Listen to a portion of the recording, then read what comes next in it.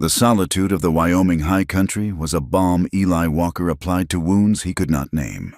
It was 1874, and the war was nearly a decade gone. But its ghosts still walked with him in the thin, cold air. His cabin, a squat structure of hewn logs chinked with mud and moss, stood a stone's throw from the Wind River, its back pressed against a stand of unyielding pines. He had built it himself, built it to be a fortress against memory, against the world of men that had failed him. He was a tall man, made lean by hard work and lean living. His face, weathered by sun and wind, was a map of past hardships, with lines etched around eyes the color of a stormy sky. His hands were calloused and capable, as comfortable with an axe as they had once been with a rifle. He was an ex-sergeant of the Union Army, a man who had seen the fields of Gettysburg turn to red mud. And now he worked as a ranch hand for a cattleman whose spread was a half-day's ride away. He took his pay in supplies and the right to be left alone, a bargain that suited both parties. Town was a place he avoided. Lander was a raw, burgeoning settlement filled with noise and judgment. The folks there looked at him and saw a man who had fought for the North, a Yankee presence in a territory where sympathies had often been divided. They saw a man who did not speak of his past, who did not drink in their saloons or pray in their churches, and they mistrusted his silence. For his part, Eli saw in their faces the same blind certainty that had sent boys, his own brother among them, into the meat grinder of war.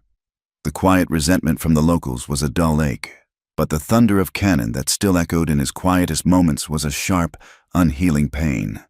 So he kept to his cabin, to the company of the river and the unsparing mountains. That spring had been a bitter one. Clinging to winter with a stubborn fist, a late snow in May had blanketed the high peaks. And now, under the relentless sun of early June, it was letting go. The melt came fast and furious. The Wind River, usually a clear, quick-running ribbon of blue, had transformed into a churning brown beast. It chewed at its banks, dragging dirt and debris into its maw, its roar a constant, menacing presence that filled Eli's small valley. The log bridge downstream was likely washed out, which meant his planned ride for supplies would require fording the river at the shallows miles upstream. A dangerous proposition. He was checking his horse's shoes near the corral, the rhythmic rasp of the file a familiar comfort. When he heard it, it was a sound that did not belong to the wilderness. Not the cry of a hawk or the scream of a catamount. It was human, a thin, desperate shriek, swallowed almost immediately by the river's growl. Eli froze, head cocked, listening. For a moment, he thought he had imagined it, another phantom from a past filled with cries. Then it came again, fainter this time but unmistakable, a woman's voice, sharp with terror. His body moved before his mind had fully consented. He dropped the file and ran toward the riverbank, his long legs eating up the ground. He scanned the torrent, his eyes sweeping across the roiling surface, snagging on the chaos of broken branches and uprooted saplings caught in the current. And then he saw her, a flash of dark fabric and pale skin, tangled in the branches of a fallen cottonwood that was being battered by the main force of the water. She was caught, a fragile anchor in a world of violent motion. He did not hesitate. There was no time for thought. Only the cold, hard instinct of a man who had pulled comrades from fields of fire. He kicked off his heavy boots, stripped off his gun belt, and plunged into the icy water. The shock of the cold was a physical blow. It stole his breath and drove 1,000 needles into his skin. The current was a living thing, a powerful muscle that grabbed at his legs, trying to pull him under. He fought it, his arms churning, his eyes locked on the woman. He was a strong swimmer, but this was not swimming. It was a brawl. Debris scraped against him, a heavy log bumping his shoulder with bruising force.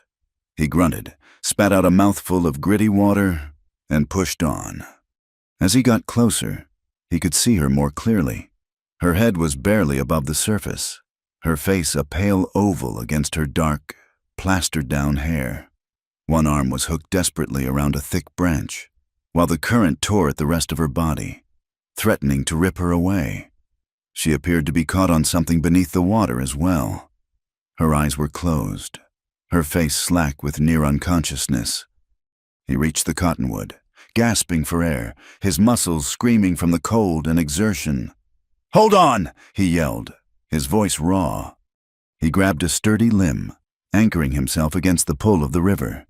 He had to work quickly. The entire tree was groaning, threatening to break free and be swept downstream. He reached for her, his fingers closing around her thin, cold arm. She did not respond. Her dress, a simple calico, was torn at the shoulder, and a dark bruise was already purpling on her cheek. A sodden leather satchel was still tethered to her wrist by its strap. A strange, desperate attachment in the face of death. He saw that her leg was wedged between two branches below the waterline. He took a deep breath, submerged himself in the frigid water, and worked blindly with his hands, fumbling with the slick wood. His lungs burned.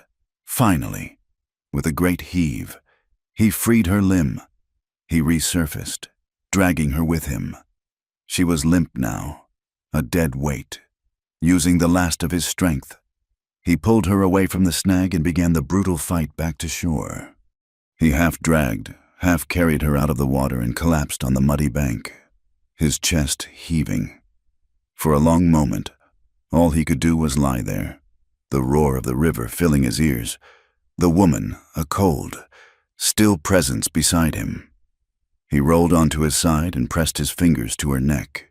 He felt a pulse, faint and thready, but there. She coughed, a racking, painful sound, and a stream of river water trickled from her mouth. Her eyelids fluttered open, revealing eyes the color of moss, cloudy with confusion and pain. They fixed on him, wide with a primal fear. "Easy now," he said, his voice rough. "You're safe." She struggled to sit up, her body trembling violently. Her dress was in tatters, clinging to her in a way that left little to the imagination. She seemed to realize it at the same time he did, and her arms flew to cover her chest. Where am I?" she whispered, her teeth chattering. "My land, near the Wind River." He rose to his feet, his own clothes dripping, a chill seeping deep into his bones. "You need to get warm. My cabin is close." He reached a hand down to help her. She flinched away from his touch, scrambling backward in the mud like a startled deer. "No," she said, her voice shaking but firm. "Do not take me to town. Please." Her plea was so raw, so filled with a dread that seemed to eclipse even her near drowning, that it stopped him cold. He looked from her terrified face toward the distant trail that led to Lander. He had no desire to go to town, but she did not know that. "I am not taking you to town," he said gruffly. "But you will die of cold out here. The cabin is your only choice." She watched him for a long moment, her gaze searching his face, weighing one danger against another. Finally, with a barely perceptible nod, she relented. She tried to stand on her own, but her legs gave way. Without a word, Eli scooped her into his arms. She was lighter than he expected, a bird-boned fragility that felt alien against his own solid frame. She went stiff at his touch but did not fight him. As he carried her toward the column of smoke rising from his chimney, he could feel the tremors that racked her body and the dead. Heavy weight of the waterlogged satchel still dangling from her wrist. He pushed the cabin door open with his shoulder and carried her inside. The small, one-room space was spare and orderly. A stone fireplace dominated one wall, a low fire crackling within. A narrow cot stood against the far wall, a rough-sawn table and 2 chairs in the center, and shelves holding tins of food, a few books, and a neat stack of ammunition. It was the scent of the place, wood smoke, coffee, and solitude. That seemed to unnerve her most. She was an intrusion, and they both knew it. He set her down gently in the chair closest to the hearth. "Get those wet things off," he ordered, his back already turned as he added more wood to the fire. It was not a suggestion. It was a command born of practicality. He did not look at her, giving her what little privacy the small room allowed. He busied himself at the stove, putting a pot of coffee on to boil. The familiar actions a way to steady his own rattled nerves. The silence was thick, broken only by the crackle of the flames and the sound of her chattering teeth. "I will not be a bother," she said finally, her voice still shaky. "As soon as my clothes are dry, I will be on my way." He grunted in response, not turning around. Her defensiveness was like a shield, sharp and bristling. It pricked at his own carefully guarded solitude, and he felt a flash of irritation. He had not asked for this. He had not asked for a half-drowned woman with fear in her eyes to disrupt the quiet rhythm of his life. Yet, as he listened to the soft rustle of wet fabric being peeled from skin, a different feeling stirred in him, something akin to curiosity. Who was she, and what was she running from that was worse than a flooded river? He poured 2 cups of coffee, lacing them both with a healthy dose of whiskey from the bottle he kept for the cold, and set one on the floor beside her chair before retreating to the far side of the room. He finally allowed himself to look at her. She was huddled in his spare blanket, her wet dress and underthings draped over the other chair, steaming in the fire's heat. Her dark hair was a tangled mess, and the bruise on her cheek stood out starkly against her pale skin. She held the coffee cup in both hands, trying to absorb its warmth, but her gaze was fixed on the flames, her expression distant and haunted. "My name is Eli Walker," he said, breaking the silence. It felt strange to say his own name aloud in this cabin. She looked up, her mossy green eyes meeting his for the first time without immediate fear. "Clara Jensen," she whispered. They sat that way for a long time, sipping the hot, bitter coffee. The whiskey worked its way through him, dulling the chill in his bones and the sharp edges of his thoughts. He watched her, and he saw the way her hand would occasionally tighten on the blanket, the way she flinched when a log popped in the fire. She was a woman wound tight with secrets. "You ought to eat something," he said, his voice softer than he intended. She shook her head. "I am fine." "You are not fine," he countered flatly. "You were nearly swept to kingdom come." Her chin lifted a fraction. "I am grateful for your help, Mr. Walker, but I do not require anything more. I will be gone by morning." "The river will not be down by morning," he said, "or the day after. You are stuck here." The reality of his words seemed to land on her like a physical weight. Her shoulders slumped, and the fight seemed to drain out of her, replaced by a profound weariness. A single tear traced a clean path through the grime on her cheek. "My husband," she began, her voice cracking. "He passed recently." She took a shaky breath and stared into the fire as if the words were written there. He was a gambler. He left behind debts. Bad ones." She clutched the blanket tighter. "The men he owed, they came for the land, our homestead. They said it was theirs now." Eli remained silent, letting her speak. He knew the kind of men who collected debts in this part of the country. They did not operate with paperwork and lawyers. "I had to leave," she continued, her voice barely audible over the fire. "I packed what I could." Her gaze flickered to the wet satchel on the floor. "I rode all night. I did not know the river was so high. My horse, she panicked midstream. She threw me." A fresh wave of shudders went through her. "I thought—" She did not finish the sentence. She did not have to. So that was it, a widow, a debtor, a fugitive. It was a common enough story in the West, a land that promised new beginnings but often delivered harsher endings. He felt a reluctant stirring of pity, an emotion he had tried to cauterize long ago. Pity was dangerous. It led to connection, and connection led to pain. As dusk settled, bleeding purple and gray into the sky, the small cabin grew darker, the world shrinking to the circle of firelight. Eli lit a lantern, its steady glow pushing back the shadows. He prepared a simple meal of bacon and beans, and this time When he placed a plate before her, she ate, her movements slow and mechanical. When the time came to sleep, an awkward tension fell between them. There was only one cot. "You take the bed," he said, his tone leaving no room for argument. "I will sleep by the fire." She nodded, her eyes downcast. "Thank you." He laid out his bedroll on the rough plank floor, keeping his back to her. He was acutely aware of her every movement, the soft rustle as she stood up, the quiet intake of breath. He stared into the dying embers of the fire, willing sleep to come. But his mind was alive, agitated by her presence. The cabin felt smaller, the air charged with a strange intimacy. He heard her move behind him, the soft pad of her bare feet on the floor. He thought she was getting into the cot. Instead, her voice came out of the darkness, a trembling whisper that was almost lost in the sigh of the wind outside. "Mr. Walker?" He did not move, did not turn. "What is it?" There was a long pause. He could hear the unsteady rhythm of her breathing. "Your shirt," she said. "The one from the war, is it clean?" He frowned into the darkness. He kept his old Union Army shirt folded in his trunk. It was worn thin at the elbows. The blue faded to a pale gray, but he kept it. He did not know why. "It is." Another silence stretched, taut and heavy. When she spoke again, her voice was so low he had to strain to hear it. It was stripped of all its earlier defenses, leaving only a raw, desperate vulnerability.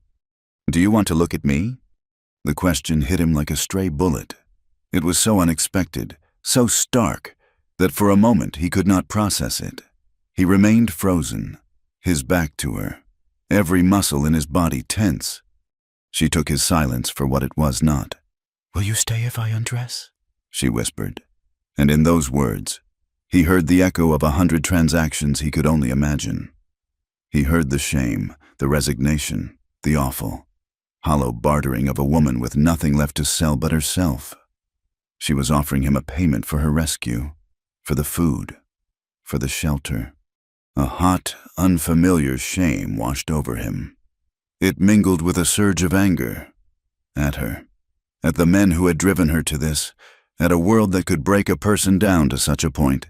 And beneath it all, a current of something else, a flicker of base desire he immediately crushed.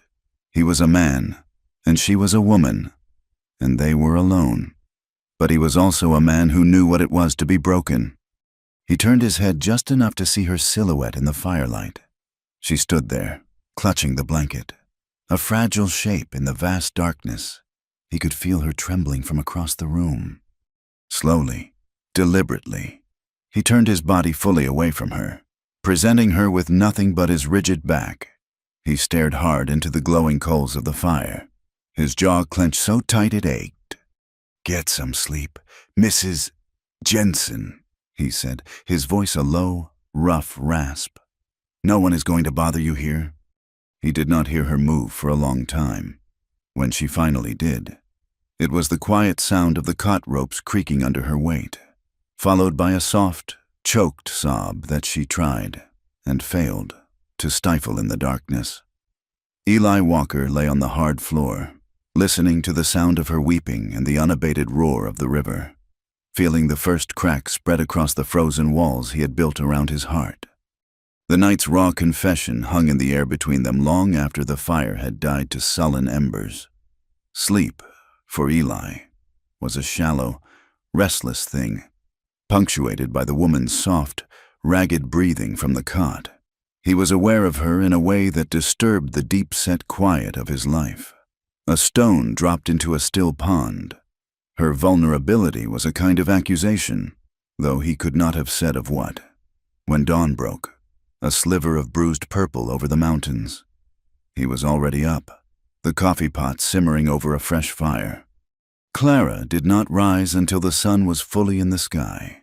She moved with a stiff, pained grace, a slight limp favoring her right leg, the one that had been caught in the branches. She did not meet his eyes. The shame of the previous night was a cloak she wore. her gratitude and her desperation having twisted into an offer that had been, however gently, refused. "The river is still too high," Eli stated, his voice flat as he stared out the open cabin door. It was not a conversation starter. It was a fact, as unchangeable as the granite peaks that loomed over them. The roar was a constant reminder of their confinement. "I see that," she replied quietly. She gathered her dress from the chair where it had dried, stiff and wrinkled. It was a poor thing, faded from the sun and now from the river, but she clutched it like armor. She disappeared for a moment behind a blanket he had hung for her, and when she returned, she was once again Clara Jensen, a woman fully dressed, if not fully composed. The days that followed fell into a strange, unspoken rhythm. The swollen river made travel impossible, trapping them in a world no bigger than Eli's small plot of land. Clara, it turned out, was not a woman who could abide idleness. On the second morning, he found her in his small vegetable patch, painstakingly pulling the new weeds that had sprouted after the snowmelt. She moved slowly, her limp more pronounced after she knelt, but her hands were steady. "You do not have to do that," he said, standing over her, his shadow falling across the damp earth. She looked up, shielding her eyes from the sun. "It is better than sitting." Her gaze dropped back to the soil. "I am earning my keep." Eli did not argue.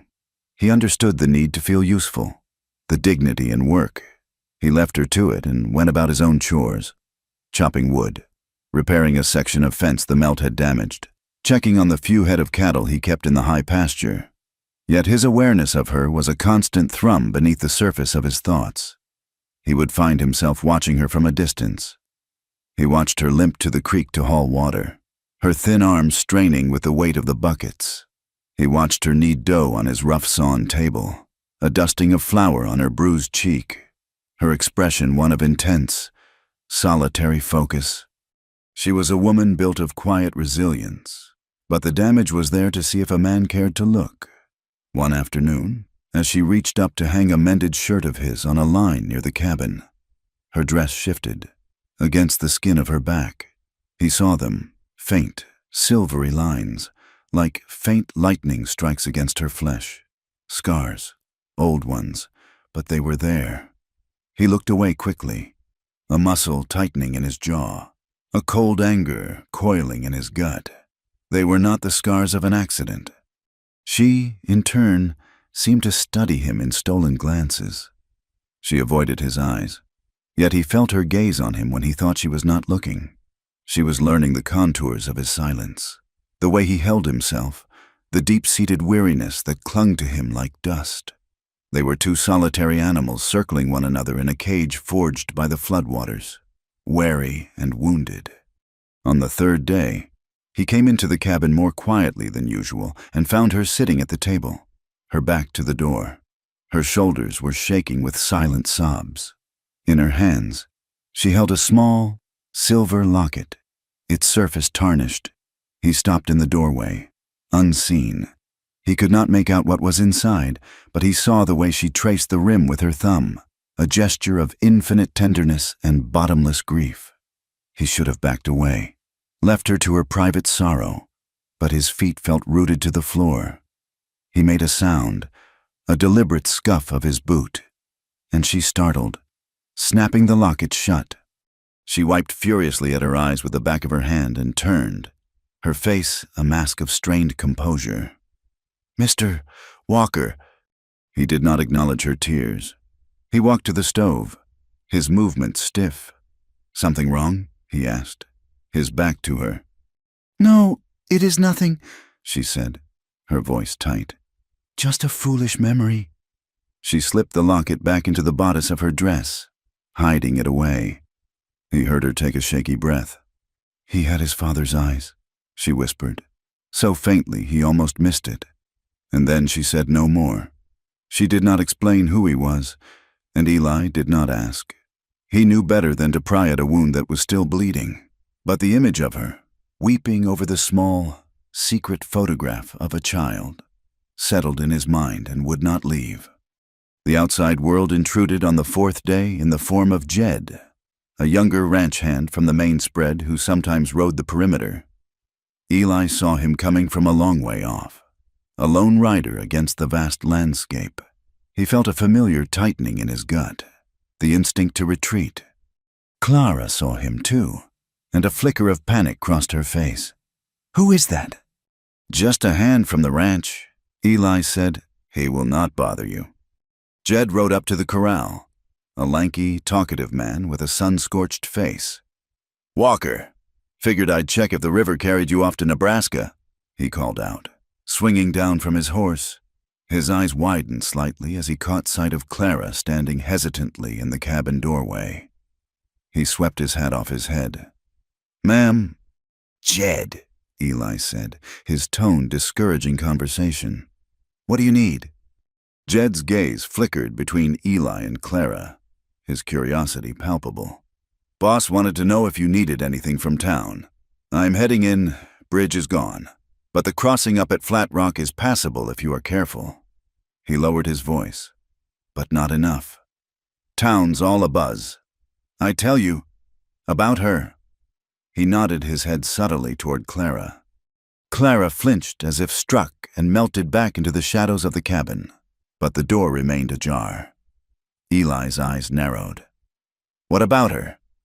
"The widow Jensen," Jed said, his voice a conspiratorial whisper now.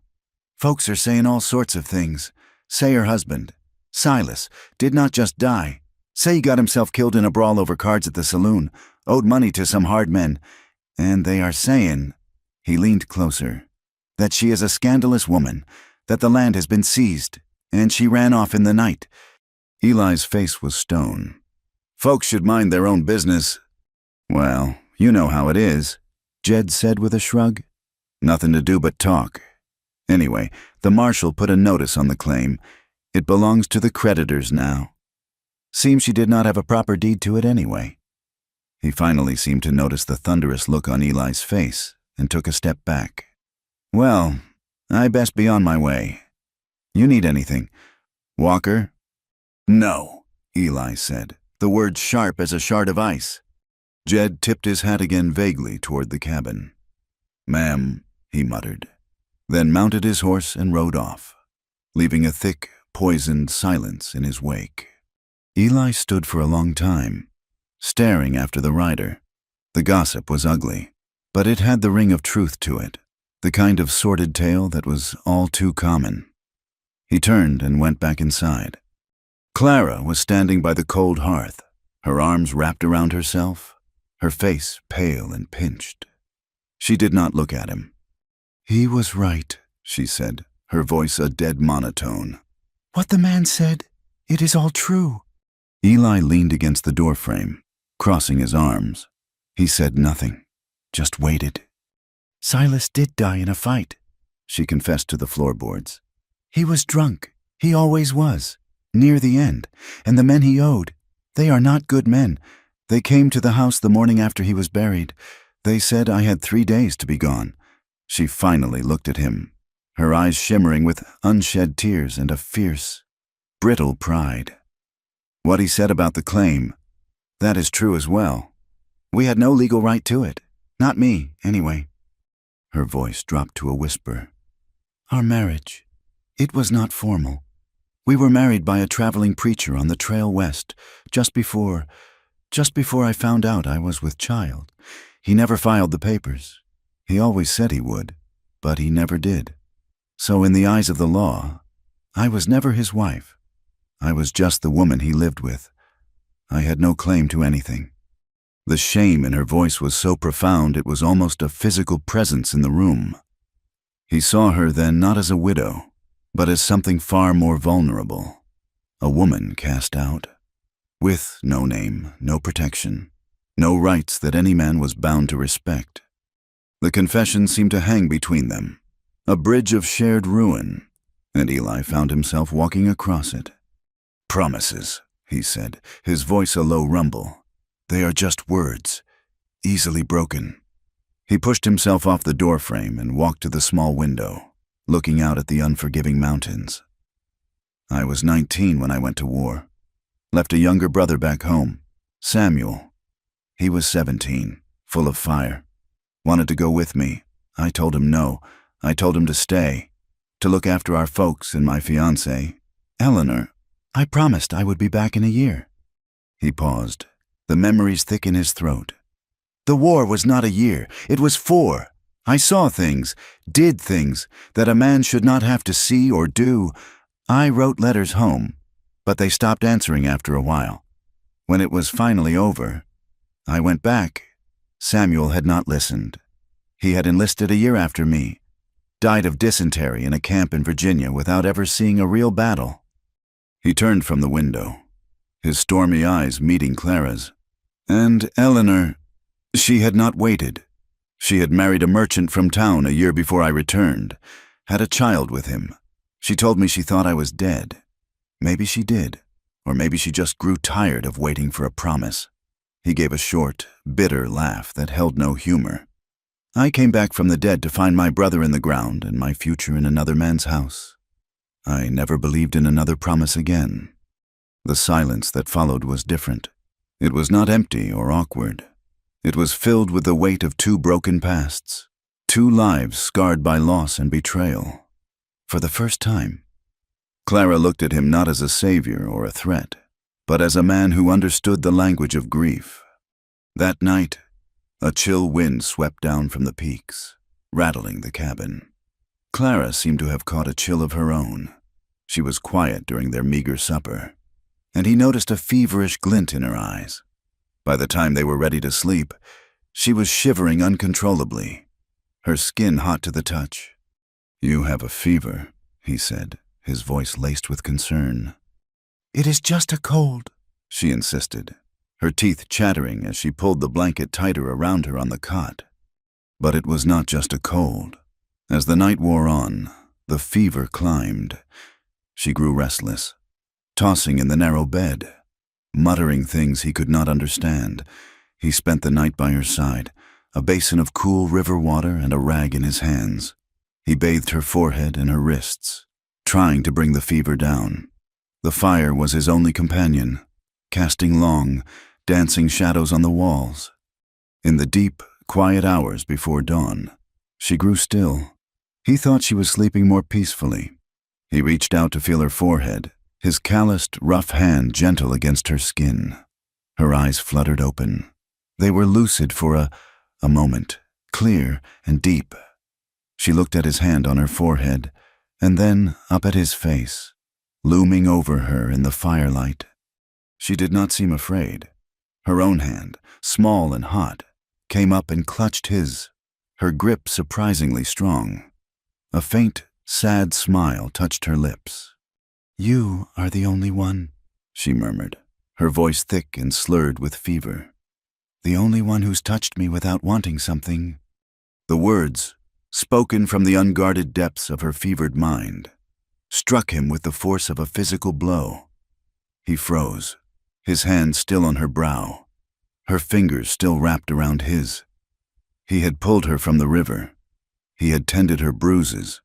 He had bathed her forehead. Simple acts of necessity, of basic decency. But in her world, he realized with a sickening clarity, they were a profound anomaly. He saw again the faint, silver scars on her back, heard the echo of her whispered offer on that first night, a touch without a price. She slipped back into a restless sleep, but her words remained, burning behind his eyes. He could not sleep after that. He sat by the fire, watching over her, the weight of her quiet, devastating confession settling over him, changing everything. The fever broke with the dawn. He woke from a light doze to find the cabin filled with the pale, clean light of morning. Clara was still asleep, her breathing even, her skin cool to the touch. The worst had passed. He felt a profound sense of relief, an emotion so unfamiliar it startled him. He stood up, his joints stiff, and walked to the door. Needing air, the river's roar had subsided to a dull murmur. The flood was finally receding. She would be able to leave soon. The thought, which should have been a relief, left a strange, hollow ache in his chest. He walked down to the riverbank. The water was still high and brown, but the fury was gone. He stood there for a long time, watching the current, his mind turning over the events of the last few days. A soft sound behind him made him turn. It was Clara. She was standing a few feet away, barefoot in the damp grass. She was wearing his old, faded army shirt. It was far too big for her, swallowing her small frame. The sleeves rolled up to her elbows. It fell to her mid-thigh, her legs bare, her dark hair unbraided and loose around her shoulders. In the soft morning light, with the wildness of the landscape behind her, she looked like a wood sprite, a creature untethered from the harsh world that had so wounded her. She did not speak, just looked at him, her green eyes clear and searching. The defensive shield was gone. The fear was gone. In its place was a quiet, fragile plea. "The river is going down," he said, stating the obvious. She nodded. "I know." They stood in silence for another moment, the cool morning air between them. Then, she took a small step closer. "Eli?" she asked, using his first name for the first time. Her voice was quiet, almost carried away by the river's murmur. "Can I stay a little longer?" Her question, soft as the morning mist, hung between them on the riverbank. "Can I stay a little longer?" It was not a question about the river. Not really. It was a question about him. For a long moment, Eli did not answer. The part of him that had cultivated solitude for a decade screamed at him to say no, to send her on her way and reclaim the quiet emptiness of his life. But the man who had spent a long night tending her fever, the man who had heard her whisper of a world where every touch had a price, could not form the word. He gave a short, jerky nod, his eyes fixed on the distant peaks. "The crossing will be treacherous for a few more days," he said, his voice rougher than he intended. It was an excuse, and they both knew it. "You can work for your keep. I will not have charity in my house." A small, tremulous smile touched Clara's lips, a fragile blossom in the wilderness of her face. "Thank you, Eli." And so, a new season began in the small cabin by the Wind River. It was not a season of the calendar, but of the heart. The river receded, its roar quieting to a companionable murmur. But Clara stayed. She fell into the rhythm of his life, as if she had always been there, filling the spaces he had not even realized were empty. She was a tireless worker. She took over the cooking, and the cabin, which had always smelled of stale coffee and bacon grease, began to carry the scent of fresh bread and simmering stew. He would come in from a long day of riding the fence lines to find a hot meal waiting, a small miracle he had not known he missed. She tended the garden with a fierce devotion, her hands coaxing green life from the stubborn soil. She mended his clothes with neat, almost invisible stitches, her head bent in concentration by the firelight, the silver locket tucked safely beneath her collar. Their companionship was a thing of quiet spaces and shared tasks. Words were sparse, but a language grew between them nonetheless. It was in the way he left a bucket of fresh water for her by the door each morning, and the way she left a hot cup of coffee for him on the hearth. It was in a shared glance across the dinner table, a mutual understanding that needed no voice. For the first time since the war, Eli felt the sharp edges of his solitude begin to soften. Her presence was a low, steady warmth against the persistent chill of his memories. But with this growing comfort came a tension, a fine, high-strung wire pulled taut between them.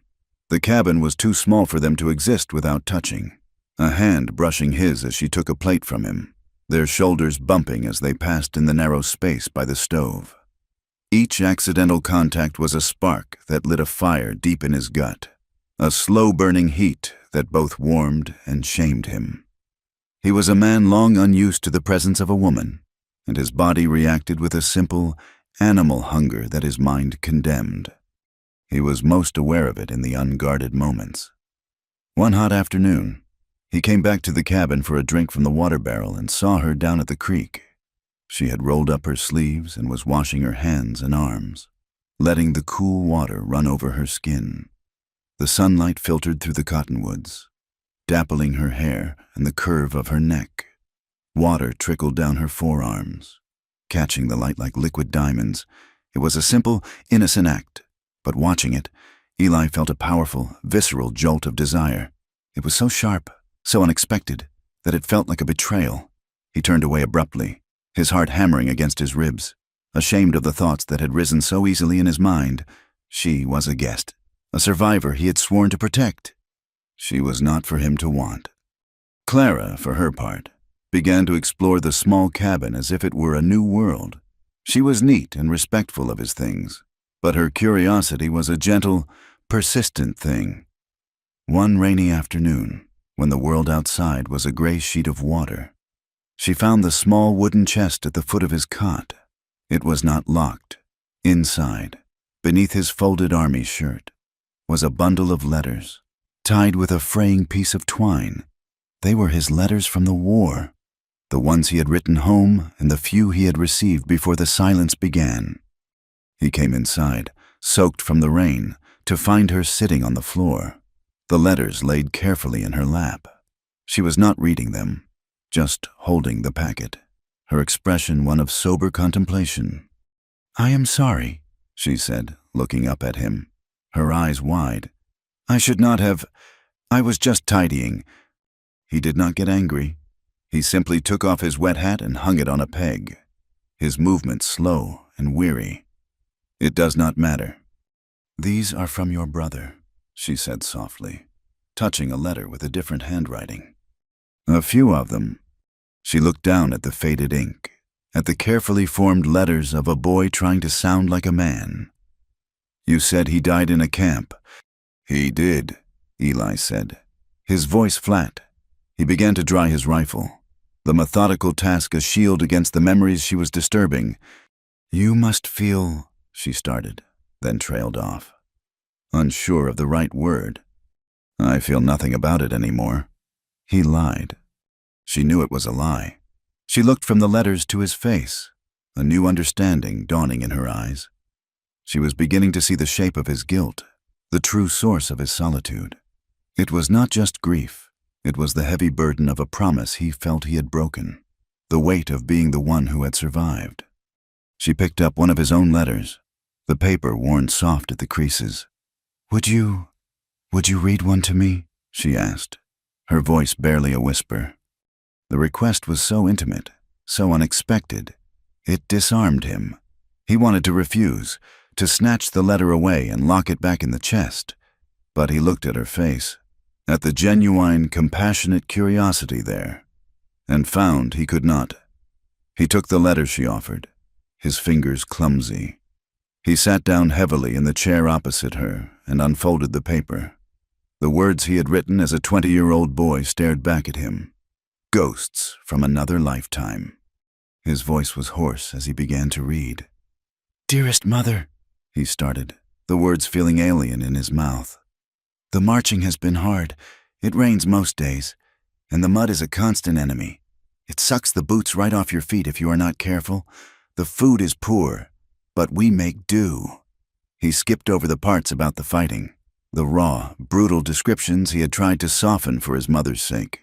He read about the boredom, the cold, the longing for a warm bed. Then his voice faltered. "I worry for Samuel. His last letter sounded too bold, too eager for the glory of it all.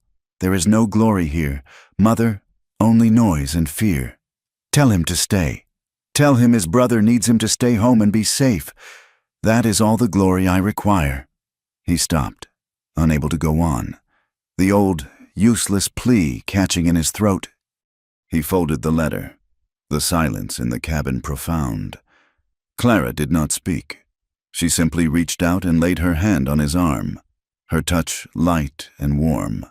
It was not a touch of pity, but of understanding, and in that simple gesture, another layer of the wall around his heart crumbled to dust. A week later, the weather had turned fine and hot. Clara had grown more confident, her limp almost gone. a faint touch of color returning to her cheeks. She watched him with his horse, a big steady buckskin named Drum, and he saw a flicker of longing in her eyes. "I miss it," she said one afternoon as he brushed the horse down.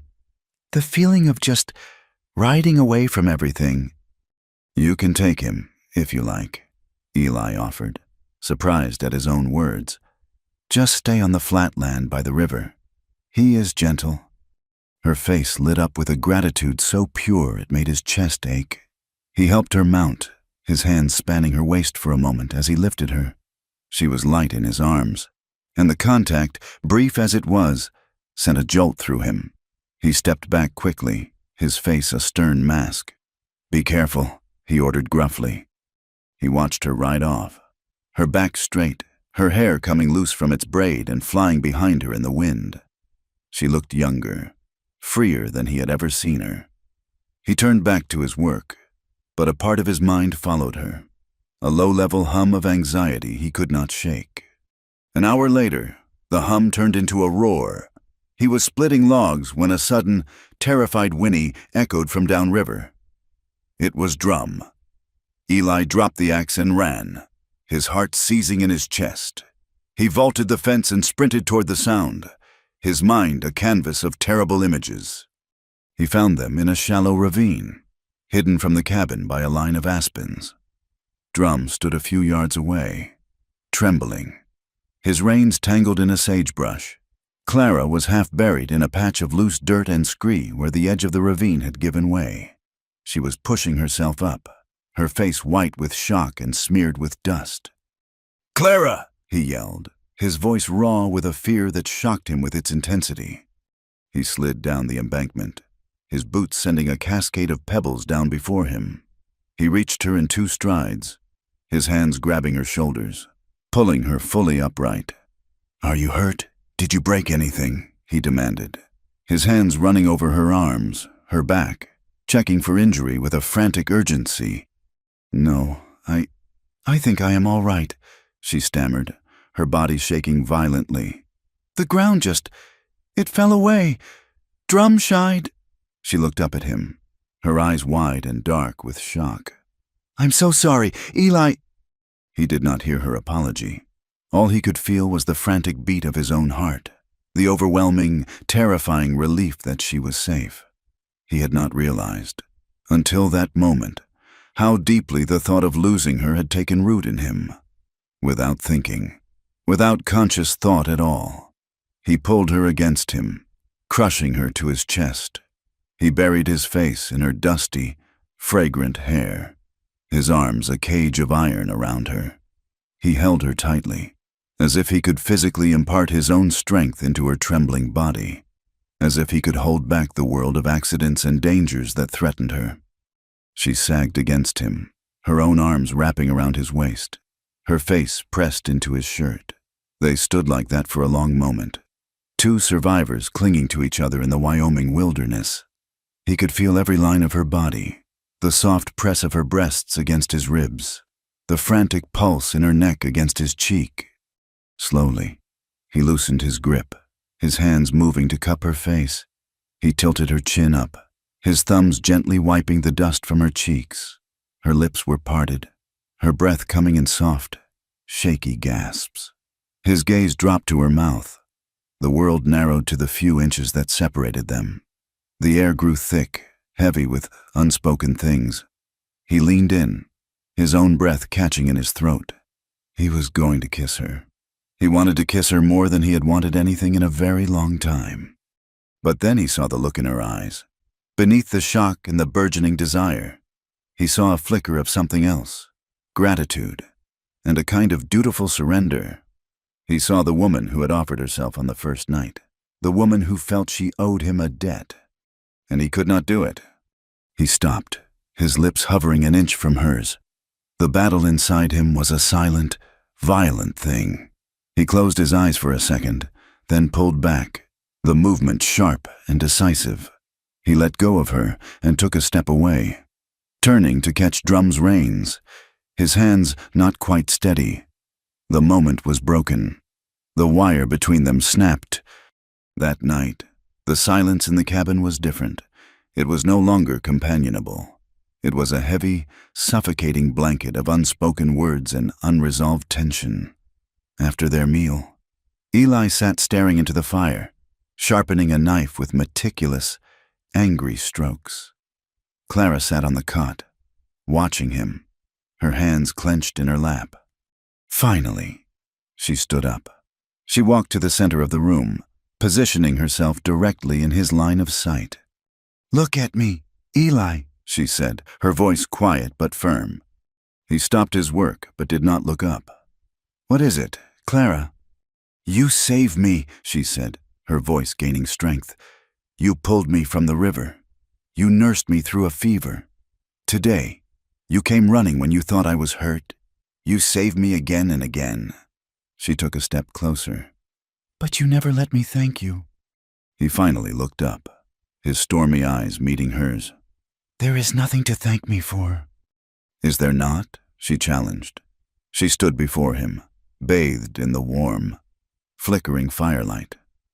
Slowly, deliberately, she reached for the buttons of the old army shirt she wore, the one he had given her. One by one, she undid them. "Will you stay this time?" she asked, her voice a low, trembling challenge. She shrugged the shirt from her shoulders, letting it fall to the floor. She stood before him in her thin chemise, her skin glowing in the firelight, her faint scars like silver etchings on her back. It was not an offer of payment this time.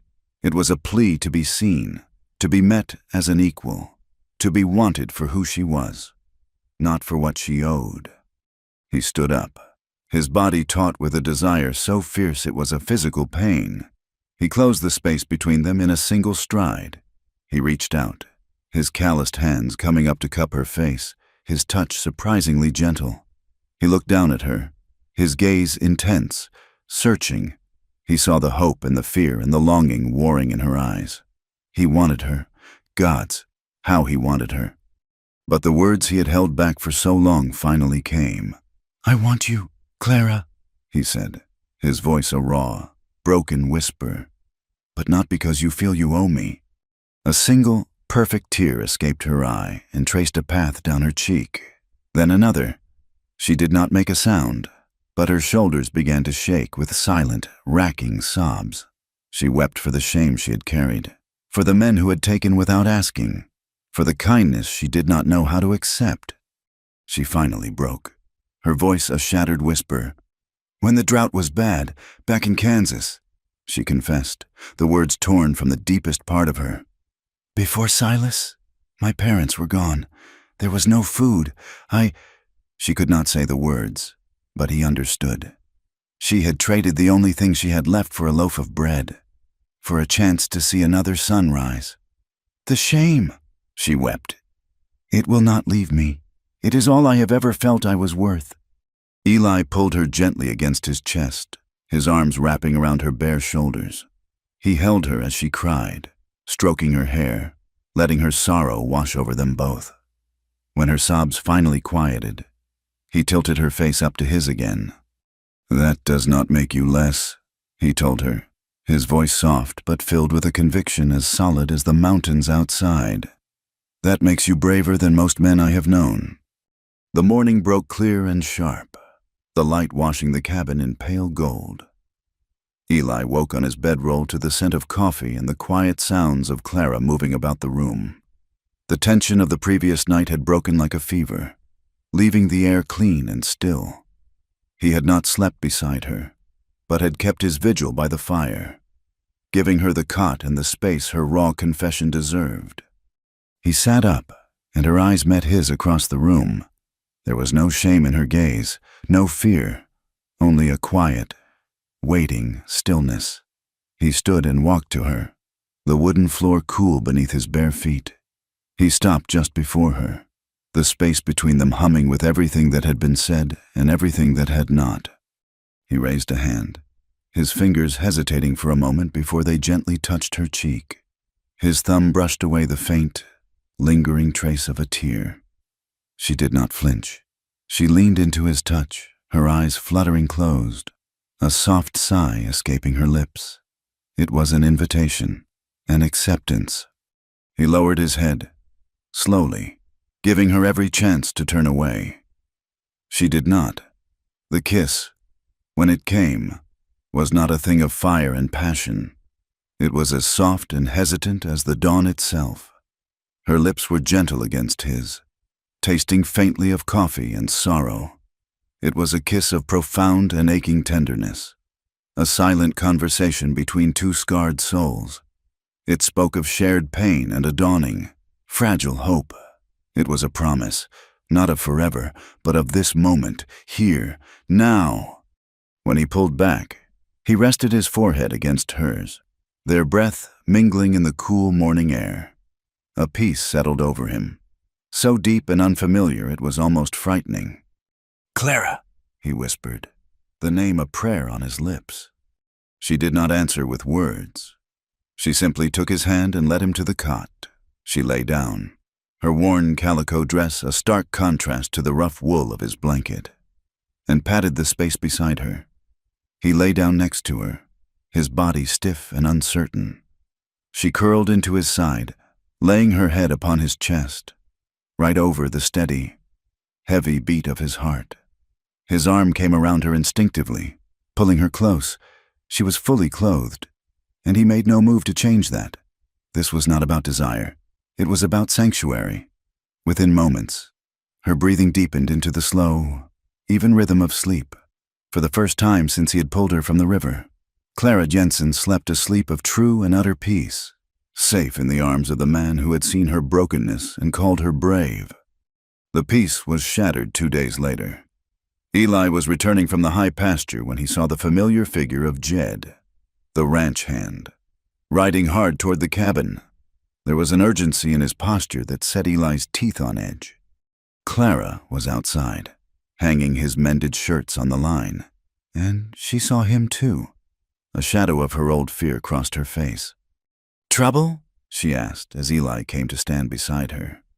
We will see, he said, his hand resting almost unconsciously on the worn grip of the pistol at his hip. Jed pulled his horse to a dusty halt, his young face grim. Walker, ma'am. He nodded at Clara. I came as soon as I heard. I was in town for supplies. Heard what, Jed? Eli's voice was low and dangerous. There is a man in Lander, asking about the widow Jensen. Jed glanced nervously at Clara. Says his name is Amos Jensen, Silas's brother. He is telling anyone who will listen that she ran off with a strongbox full of money that was rightfully his. He is stirring up a whole mess of trouble. Clara went white. She swayed on her feet, and Eli's arm shot out to steady her. Amos, she breathed. The name a curse. He is a liar. Maybe so, ma'am, Jed said, twisting the brim of his hat in his hands.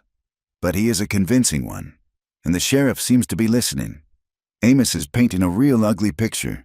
Says his brother took you in when you had nothing, and you repaid him with thieving and deceit. That is not true, Clara whispered, her voice trembling. He aims to press charges, Jed finished, looking at Eli. I thought you ought to know. He is forming a posse of sorts with some of the men Silas owed money to. They are talking about riding out to the homestead first, then checking the remote cabins. Eli's face was a granite mask. Thank you, Jed. You did right to come. Watch yourself, Walker, the young man said, then wheeled his horse around and galloped away, leaving them in a cloud of dust and dread. Clara was trembling, her eyes wide with a terror that was bone deep. He will not stop. Eli, Amos is a cruel man. He hated me. He always told Silas I was beneath them. Let him talk, Eli said, his voice a low growl. We are going to town. We will speak to the sheriff ourselves. The law will sort this out. His confidence felt hollow, but it was the only thing he had to offer. He saddled his horse, Drum, and a quieter mare he kept for packing supplies. The ride to Lander was long and tense. Clara rode close beside him, her face set, her silence a heavy weight between them. Eli watched the horizon, his hand never far from his gun. every shadow a potential threat. Lander was a chaotic collection of clapboard buildings and muddy streets, buzzing with the harsh energy of the frontier. The sheriff's office was a small, dusty building with a single barred window. Inside, a large, bull-necked man with a stained vest and a drooping mustache sat behind a cluttered desk. He looked up as they entered, his eyes lingering on Clara with a look of undisguised appraisal. "Sheriff Brody," Eli said, his voice even. "My name is Eli Walker. This is Mrs. Clara Jensen. We have come to clear up a misunderstanding." Sheriff Brody leaned back in his chair, which groaned in protest. He picked at his teeth with a sliver of wood. "Jensen, you say? I have been hearing that name quite a bit. Your brother-in-law was in here not an hour ago. A fine, upstanding man. Tells me you ran off with his family's inheritance." "He is lying," Clara said, her voice shaking but clear. "The money was not his. There was no inheritance. My husband left nothing but debts." "That is not what Amos says," Brody replied, his tone bored. He looked at Eli. "And who are you in all this? Walker? I know you, the quiet man from the river. Seems you have found your voice, and some trouble to go with it." "I found Mrs. Jensen near drowned in the Wind River," Eli stated, his temper fraying. "She was fleeing for her life. This man, Amos, is using the law to persecute her." The sheriff snorted. "Persecute or seek justice? He has got 2 witnesses, men who say they saw you packing a heavy box into your saddlebags the night you fled. Says you were his brother's woman, not his wife, and you took what was not yours." He leaned forward, his gaze hardening. "Now, I look at the situation, and I see a grieving brother trying to settle his family's affairs, and I see a woman of questionable reputation who runs off in the night and shacks up with the first man she finds." His eyes flicked to Clara, a smirk playing on his lips. "It is not a good look, ma'am." Clara flushed, a wave of red creeping up her neck. "That is not what happened." "We are telling you the truth, Sheriff," Eli said, his voice dropping to a low, dangerous register. "You would take the word of a greedy liar over an honest woman?" "I take the word that makes the most sense," Brody said, standing up. He was a big man, and he used his size to intimidate. "And right now, his story makes a hell of a lot more sense than yours. My advice to you, Mrs. Jensen, is to turn yourself in. We can hold a trial. If you are as innocent as you claim, you have got nothing to fear." He looked at Eli. "And my advice to you, Walker, is to stay out of it. This woman is trouble. Her sort always is." Eli stood frozen, his hand clenched into a fist at his side. He saw in the sheriff's eyes the same blind, smug certainty he had seen in the eyes of officers who sent men to die for a line on a map. There was no justice here. The law was just another weapon, and it was pointed directly at Clara. He turned without another word and grabbed Clara's arm. "We are leaving." He pulled her out of the office and into the harsh afternoon sun. Her face was ashen, all the fight gone out of her. The hope they had ridden into town with had been snuffed out in the dusty, prejudiced air of the sheriff's office. "What do we do now?" she whispered, her voice hollow. "We get out of town," he said, his mind racing. "We cannot go back to the cabin. They will look there first." They retrieved their horses and rode out of Lander. Not back the way they came, but south, toward the empty, rolling plains. As twilight fell, they took refuge in an abandoned homesteader's barn, a collapsed and forgotten relic miles from any main trail. It was little more than a skeleton of a building, but it offered shelter from the wind and a place to hide.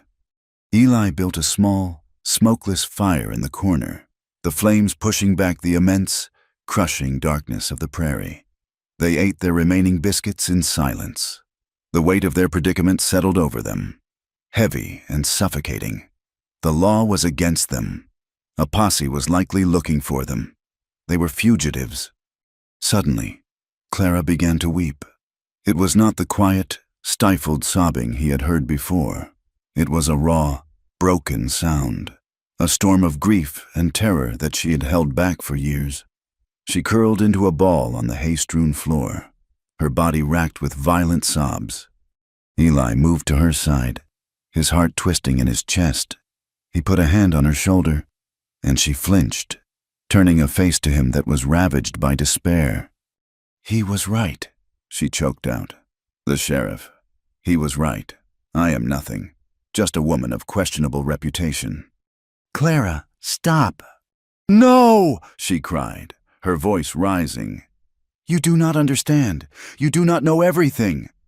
She sat up, her eyes blazing with a wild, desperate light in the fire's glow.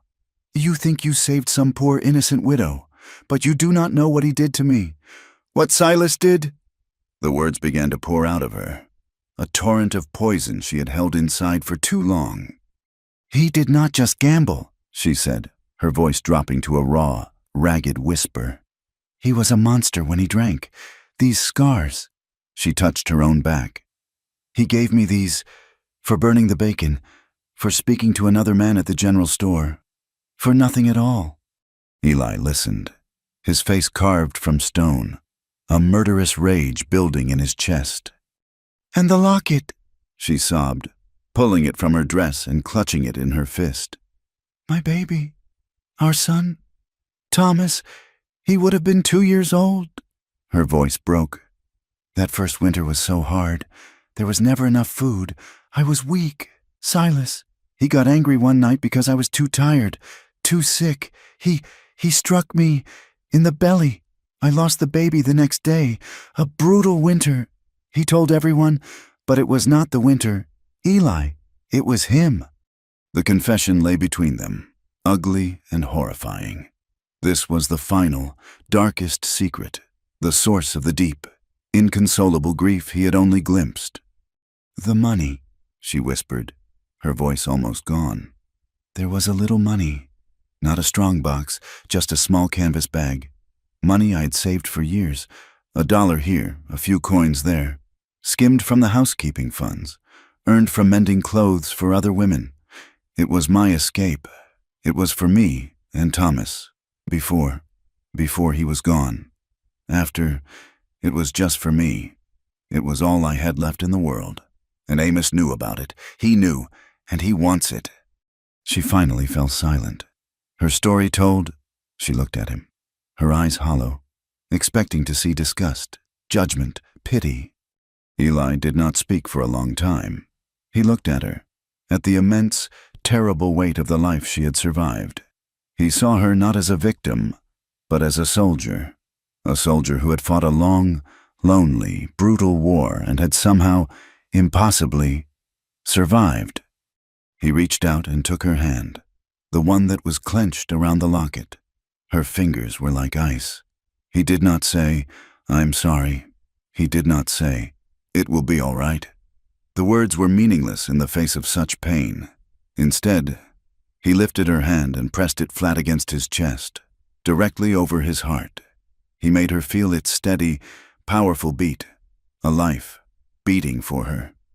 He leaned in close, his voice a low, fierce whisper in the darkness. "If they want you, Clara," he said, his gaze burning into hers, "they will have to take me too."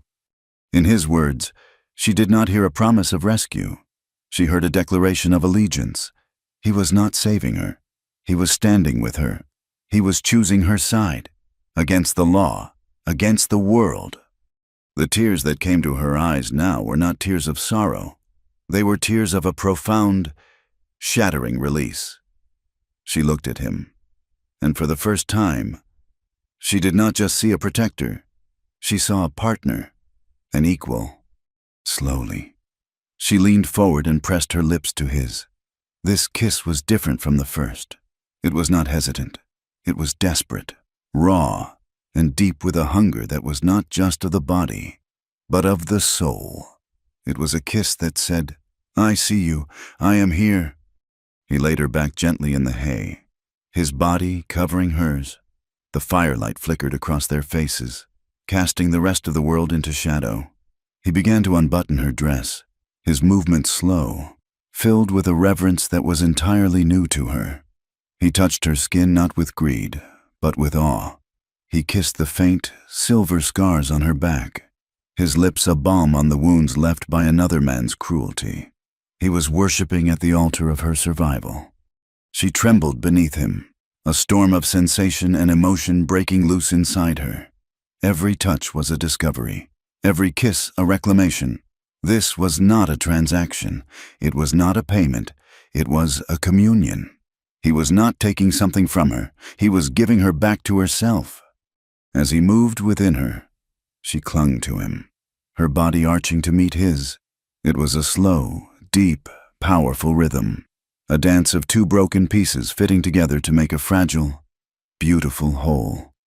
In the flickering light of the barn, surrounded by darkness and danger, their pain and their desire finally fused, forged in the fire of her confession and his devotion, becoming something else entirely, something that felt impossibly like healing. She looked up into his eyes, into the stormy gray depths that held her own reflection, and a whisper escaped her lips, a truth rising from the very core of her being. "You are the only man," she breathed, her voice filled with a wonder she had never known, "who made me feel alive."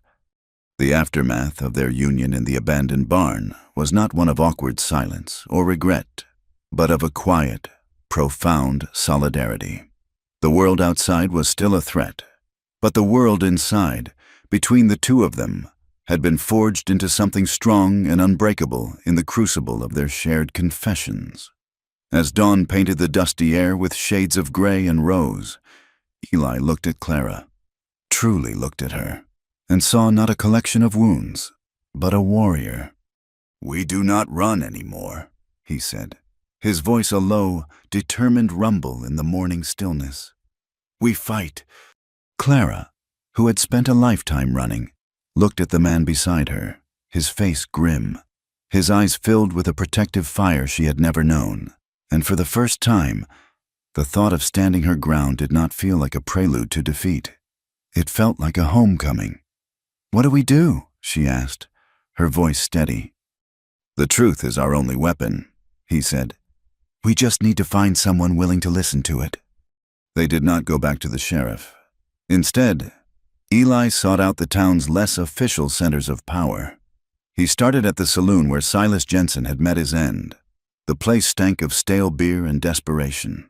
The barkeep, a weary man named Sully with eyes that had seen too much, was wiping down the bar with a dirty rag. He recognized Eli's quiet intensity and wanted no part of it. "I do not know anything," he grunted before Eli even spoke. Eli placed $2 silver on the sticky bar top. "I am not the law. I just want to know who Silas owed." Sully's eyes flickered to the coins, then back to Eli's unblinking gaze. He sighed, the sound of a man tired of other people's trouble. He owed the kind of men you do not want to owe. Fitch and his boys. They are not bankers. Walker. They break legs for a living.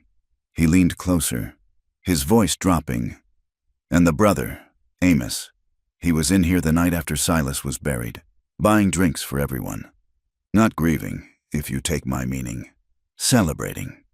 It was not much, but it was a start. It painted a picture of Amos not as a wronged brother, but as a predator.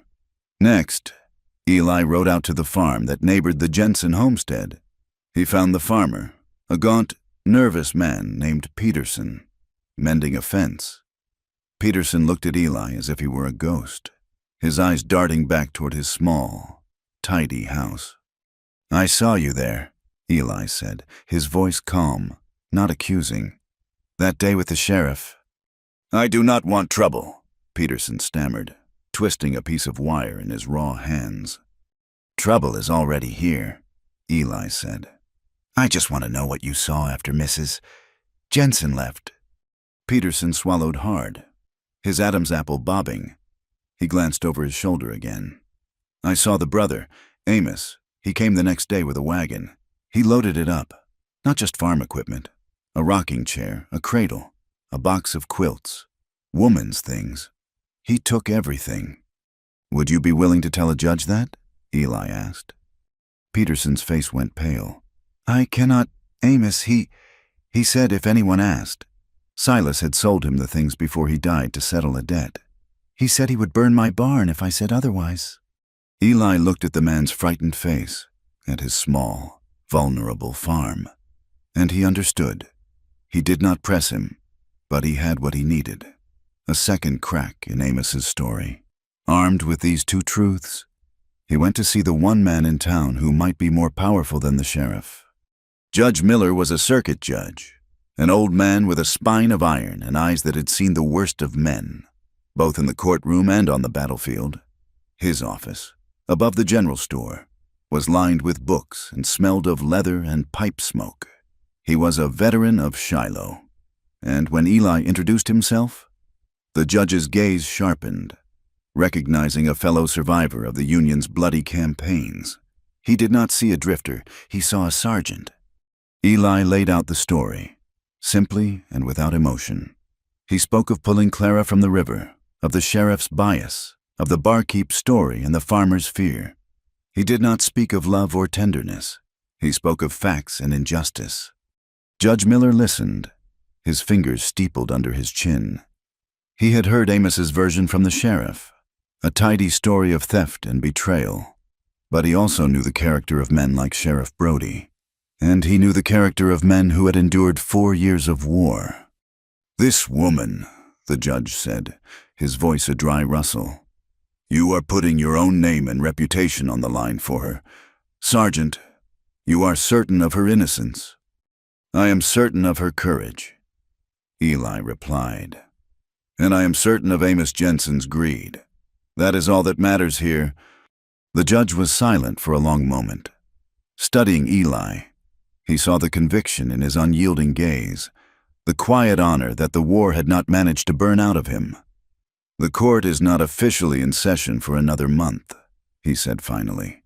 But given the circumstances and the potential for extra legal action, I will agree to review the case informally. Bring Mrs. Jensen to me tomorrow morning. In the meantime, find a room at the boarding house. Stay out of the saloon, and stay out of Sheriff Brody's way. It was more than they could have hoped for. A chance. They took a small, clean room at the boarding house run by a stern but fair-minded widow. When they walked through the town, Eli felt the stares, the way conversations ceased as they passed. He heard the whispers, sharp as insects. Some called Clara a whore who had landed on her feet. Others looked at her with a kind of morbid pity. It was a gauntlet of judgment, but Eli put his hand on the small of her back, a steady, grounding pressure, and Clara, drawing strength from his presence, walked beside him with her head held high, her gaze fixed forward, refusing to let their poison touch her. The next morning, as they prepared to see the judge, a cry of panic came from down the hall of the boarding house. A young woman, the daughter of the blacksmith, had gone into labor weeks before her time. She was barely 18, and her husband was frantic. The town doctor was miles away, tending to a rancher with a broken leg. The boarding house owner was trying to calm the young husband, her face creased with worry. We need someone who knows what they are doing. Clara stepped forward from their doorway. I can help, she said, her voice quiet but clear. My mother was a midwife. She taught me. The woman looked at Clara, her expression a mixture of desperation and suspicion. But another pain-filled cry from the room decided for her. She nodded, and Clara slipped inside. Eli stood guard at the door, a silent sentinel, turning away the curious. For hours, he heard the sounds from within, the low, encouraging murmur of Clara's voice, the pained cries of the young woman, Mary, the sharp, authoritative commands for hot water and clean cloths. And then, a new sound, the thin, angry wail of a newborn baby. A few moments later, the door opened. Clara stood there, her sleeves rolled up, her face tired but shining with a light he had never seen before. A healthy boy, she announced softly. Mary's husband, his face streaked with tears, could only stammer his thanks. The women of the town, who had gathered in a worried huddle in the hallway, looked at Clara with new eyes. They did not see the scandalous woman from the gossip. They saw a woman of skill and compassion, a woman who had calmly and competently brought a new life into their community. The whispers had not stopped, but their tone had begun to change. They never made it to the judge that morning. As Clara was washing up, a commotion erupted in the street below. Eli looked out the window and his blood ran cold. It was Amos Jensen, and he was not alone. He had two hard-faced men with him, the kind of men who wore their guns with casual menace. They looked like Fitch's boys. "Clara Jensen!" Amos bellowed from the street, his voice thick with rage and whiskey. "You have got nowhere left to run. Come out now, or we are coming in." Eli turned from the window, his face a grim mask. "Stay here," he ordered Clara, pulling his pistol from its holster and checking the load. "No," she said, her voice trembling but resolute. "Whatever happens, we face it together." Before he could argue, the heavy tread of boots sounded on the stairs. Eli pushed Clara behind him just as the door to their room crashed open. Amos stood there, his face florid, his eyes burning with a venomous hate. His two hired men fanned out behind him, their hands on their pistols. "There you are," Amos sneered, his eyes fixing on Clara. "Hiding behind another man. You're coming with me. You have got something that belongs to my family." "She is not going anywhere," Eli said, his voice dangerously calm. He stood between them, a solid, immovable wall. His gun was not drawn, but his hand hovered near its hilt. "Stay out of this, Yankee!" one of the hired men growled. "This is my business," Amos spat. "She is my business." He lunged for Clara. Eli moved with the speed of a striking snake. He shoved Amos back with one hand and drew his pistol with the other, but he had underestimated them. The second hired man was already moving, not with a gun, but with a knife. As Eli turned, the man rushed him, the blade a silver arc in the dim hallway. Eli parried the first thrust, the steel scraping against his gun barrel. He brought the heavy pistol down in a brutal arc, catching the man on the side of the head. The man staggered, but he was tough. He came back, jabbing low. Eli felt a sudden, white-hot fire in his left side. He grunted, a sharp exhalation of pain. As the blade sank into his ribs, he stumbled back, a dark, wet stain already spreading across his shirt. Clara screamed. The world seemed to slow down. She saw Eli stagger, his face contorting in pain. She saw Amos smile, a cruel, triumphant smirk. She saw the other man raising his pistol, and in that moment, something inside her snapped. The fear, the grief, the years of helplessness, they burned away, leaving behind a core of pure, unadulterated rage. The gun Eli had dropped clattered on the floorboards near her feet. Without thinking, without hesitating, she dove for it. It felt heavy and alien in her hand. She raised it with both arms, her hands trembling violently, and pointed it at the man who had stabbed Eli. He was turning toward her, a look of surprise on his face. She squeezed the trigger. The explosion was deafening in the narrow hall. The gun kicked back, bruising her hands. The man grunted, a look of profound shock on his face, and clutched at his shoulder where a dark hole had appeared. He dropped his knife and stumbled back against the wall. Everything froze. Amos and the other man stared, stunned, at the small, trembling woman holding the smoking pistol. In that frozen moment, Clara's eyes were only for Eli. He was leaning against the wall, one hand pressed to his side, his face pale as death. He was sliding slowly toward the floor. She thought he was dying. The man who had saved her, the man who had stood for her, the only man who had ever made her feel alive, was dying in front of her. The gun fell from her numb fingers. A terrible, keening sound tore from her throat, a sound of absolute loss. She scrambled to him, sliding to her knees in the dust and the chaos. She cradled his head in her lap, her hands coming up to cup his face, her tears falling freely onto his pale cheeks. Eli, no, She sobbed, her voice breaking. don't leave me. Please, I cannot lose you too. She pressed her forehead to his, her body shaking with the force of her grief. Please, Eli, stay. The sound of running feet and shouting from the street broke the spell. Sheriff Brody appeared at the top of the stairs, his gun drawn, his face a mask of confusion. Behind him was Judge Miller, his expression grim and resolute. He had heard the commotion and had come himself. His gaze took in the scene in an instant. The wounded hired man, the terrified Amos, Eli bleeding on the floor, and the distraught woman cradling him. His eyes, the eyes of a man who had judged men his whole life, settled on Amos Jensen. "That is enough," the judge's voice boomed. Cutting through the chaos, he pointed a stern finger at Amos. "Sheriff, arrest this man and what is left of his hired help for assault, intimidation of a witness, and anything else you can think of." Sheriff Brody, for all his bluster, knew the judge's authority was absolute. He holstered his pistol and moved to clap irons on a protesting Amos. But Clara heard none of it. Her world had shrunk to the man in her arms. She held him, whispering his name over and over, her tears a desperate, silent prayer.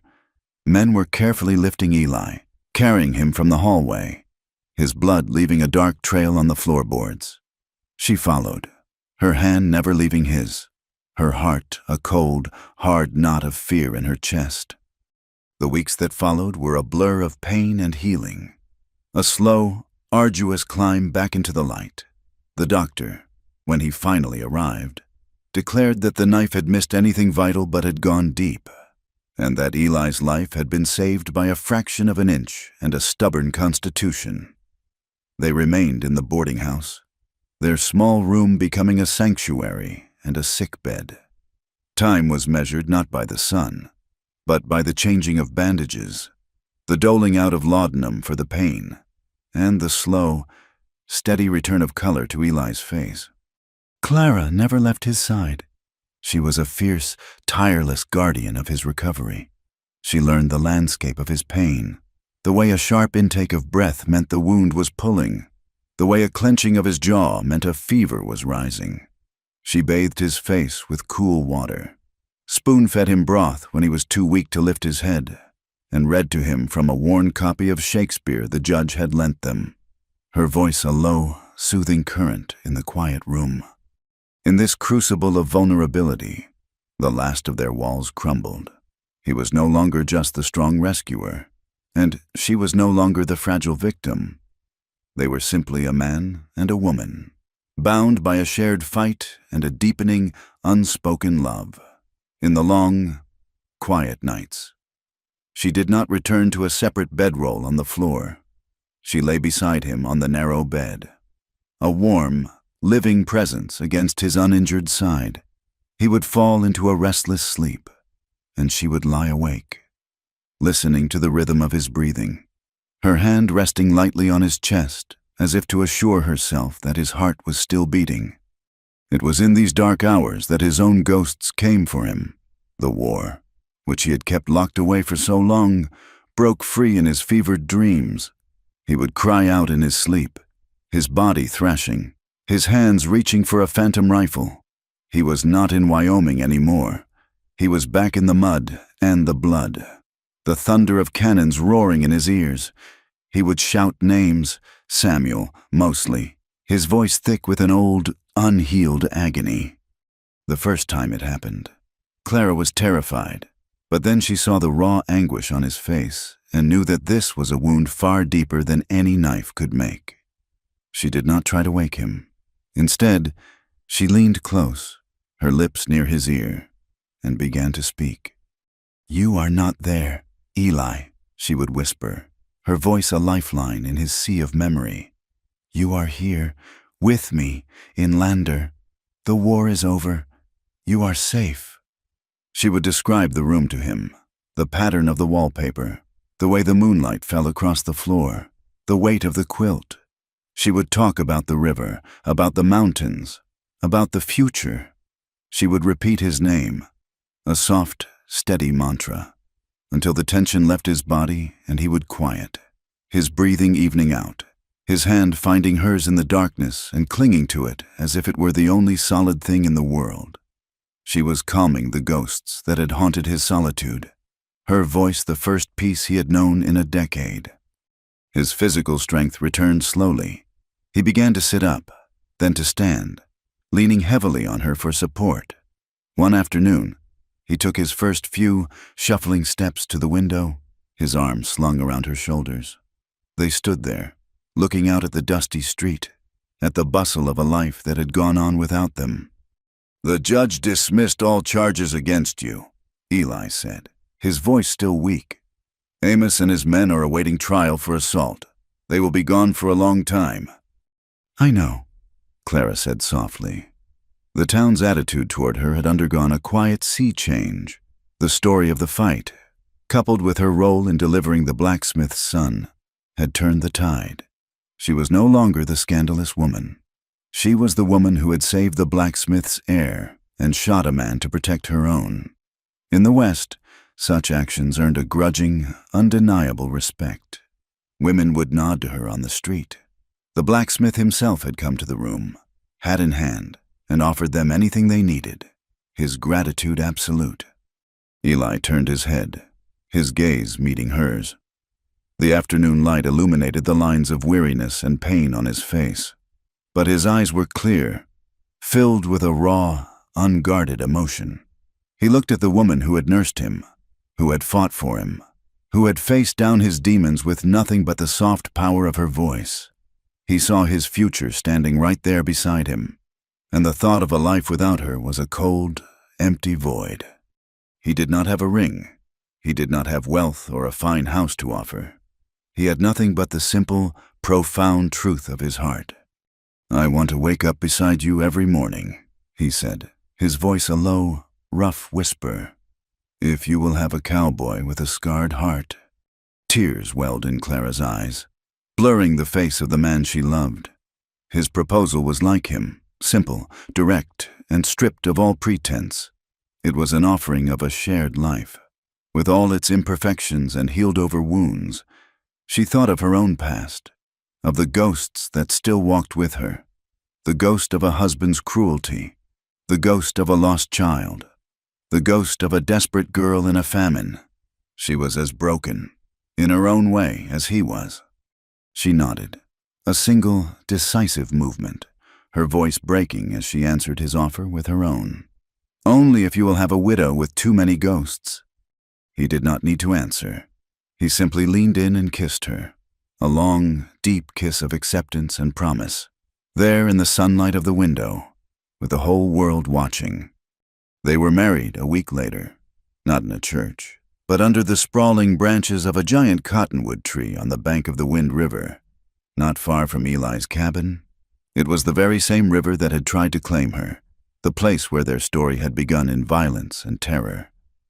Now, it was the site of their new beginning. The water ran clear and calm, its murmur a gentle blessing. Judge Miller officiated, his presence lending a solemn, official grace to the simple ceremony. The blacksmith and his wife stood as their witnesses, holding their new baby. Clara wore a pale blue dress she had sewn herself, the color of a hopeful sky.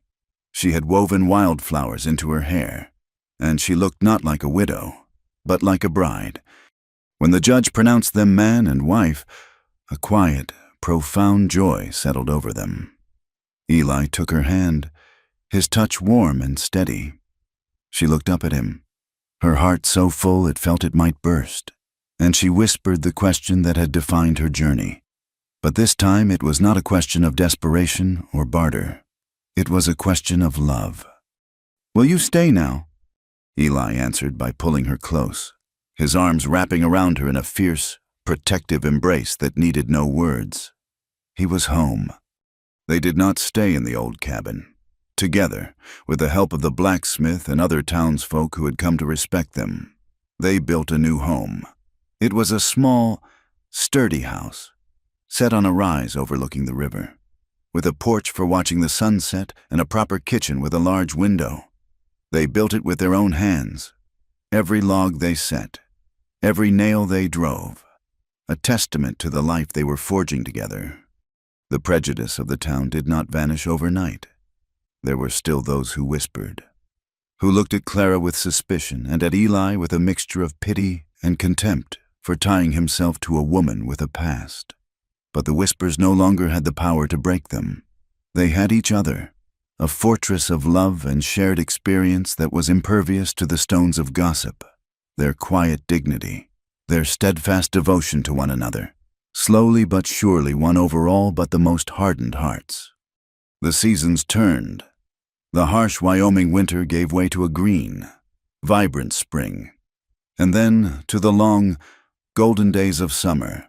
Their life settled into a peaceful, hard-working rhythm. They were a part of the land, their joys simple and profound, the success of their garden, the birth of a calf, the quiet evenings spent reading by the fire. One late summer afternoon, they rode out together along the river, the same path he had run in desperation, the same path she had fled in terror. Now, they rode slowly, their horses side by side. A light, easy laughter passed between them, a sound that had once been a stranger to them both. The sunlight, low and golden, glimmered through the leaves of the cottonwoods, painting the world in hues of peace and contentment. As they rode, Clara's hand slipped from her reins and found his, her fingers intertwined with his. A simple, unconscious gesture of belonging. He looked over at her face, which was no longer haunted by fear, but was instead softened by love and lit by a genuine, radiant smile. And in that moment, he smiled back. It was a rare, true smile that reached his stormy eyes and transformed his weathered face, erasing the last shadows of the war, of the grief, of the solitude. His smile said everything. The pain they had both carried for so long, the heavy burdens of their pasts, had not vanished. The ghosts were still there. The scars remained. But now, the pain rested quietly between them, held in the space of their shared love, no longer a weight to be carried alone. Thank you for listening to our story. We would love for you to comment with where you are listening from so we can all connect. Subscribe to our From Wild West channel, and please share your thoughts with us in English.